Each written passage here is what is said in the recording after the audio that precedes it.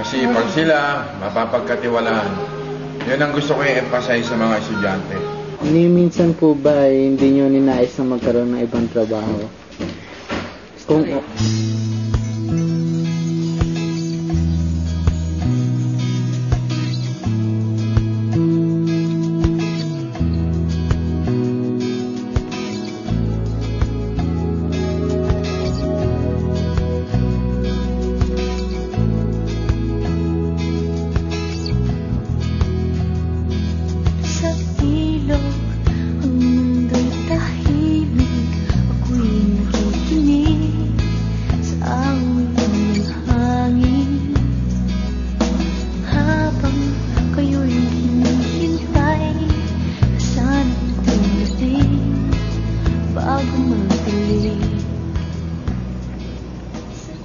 ang Ateneo. Ang mataas na paaralan ng Ateneo de Manila ay matatagpuan sa dulong bahagi ng pamantasan ng Ateneo de Manila. Dito matatagpuan ang higit sa 2,000 mag-aaral na nagpupursigi. At bilang mga mag-aaral, naging bahagi na ng araw-araw nating paglabas sa silid, ang pag-iwan ng mga kalat sa sahig at ng mga natumbang silya. Alam nyo ba ang nangyayari sa bawat paglubog ng araw? Halika! Sisirin natin ang mundong saluntian sa itim ng mga dakilang janitor. Tatakbo ang oras na iniwan na ako ng panahon hindi na nagbagong ba. Alam nyo ba, sa 2,500 populasyon ng mataas na paaralan ng Ateneo de Manila, 22 dito ay janitor. Kung iyong titingnan, sa kada isang janitor, dapat niyang linisin ang kalat ng 114 na katao.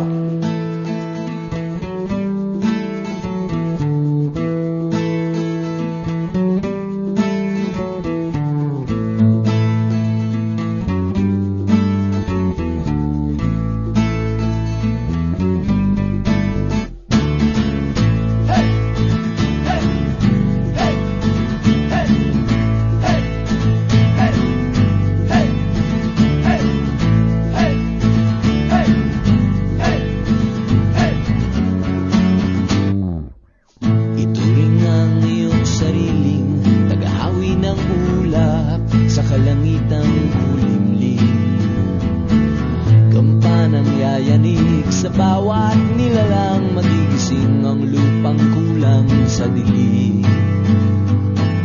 Ikaw ang magsasabing kaya mo to, tulad ng isang tanglaw sa gitna ng bagyo. Isigaw mo sa hangin, tumindig at magsilbing liwanag, liwanag sa dilim. Harapin Sa loob ng 5 araw, sinundan namin ng mga janitor sa kanilang pag-aakot ng basura natin. At sa loob ng 5 araw na iyon, ni isang beses ay wala akong nakitang kumilala sa kanila. Para silang mga ligaw na kaluluwa kung daan-daanan ng karamihan. May kita, ngunit di tinitingnan.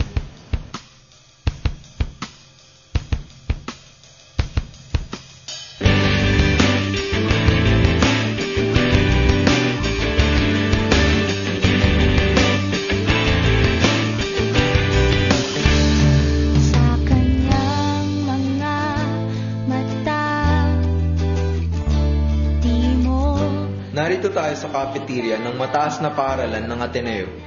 Dito makabibili ng iba't ibang klase ng pagkain. Maganda at malinis ang kapaligiran. Ngunit may mga bagay-bagay na hindi natin nakikita sa lugar na ito. Sa labas ng cafe, makikita natin ang mundo ng janitor. Ang mundong naiiba at hindi kasing ganda ng ating lugar. hirap umawit mag-isa, ang kasabay lumang gitara, parang walang saysay ang kilos ko sa mundo. Ito ang tambakan ng basura ng buong mataas na paaralan ng Ateneo. Dito linalagay ang basurang naiipon sa bawat sulok ng paaralan. Ngunit alam nyo ba na may iisang taong nagtatrabaho dito araw-araw, gabi-gabi, na naghihiwalay ng nabubulok at di nabubulok na basura? Ito si Kuya Alan. Ano pong buong pangalan nila?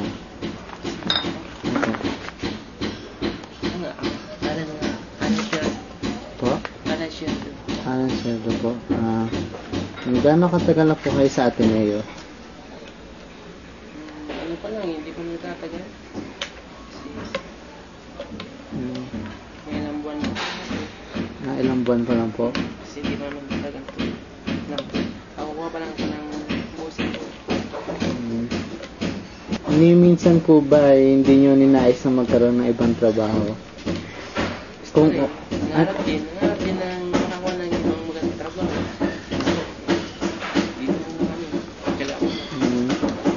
ano po kung gusto niyo po ng ibang trabaho, ano po ba to?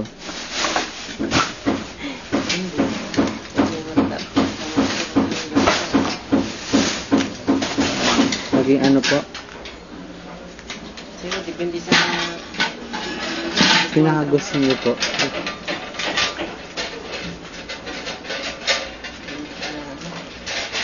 kasi mayroon siguro mag-apply ng trabaho na. Eh, kinahihiyan niyo po yung ginagawa niyo. Ito? Hindi namin kinakayat kasi, di ba,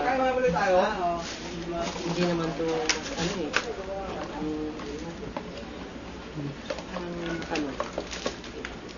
basta sa amin trabaho, hindi namin ito kinakaya kasi legal naman ginagawa namin. Ano na po ba yung pinakamalaking problema niyo sa nanalampasan niyo po sa paglilinis, paghiwalay po ng basura?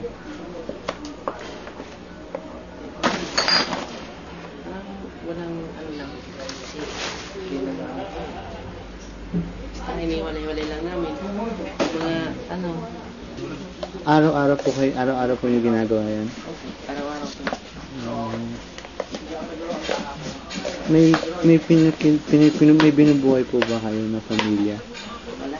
Ah, Actually, yung binubuhay ko, yung mga magulang ko, yun. Gusto ko lang kasi makatulong sa kanila. Kasi tanda na ang nanay ko. Sero! Okay po.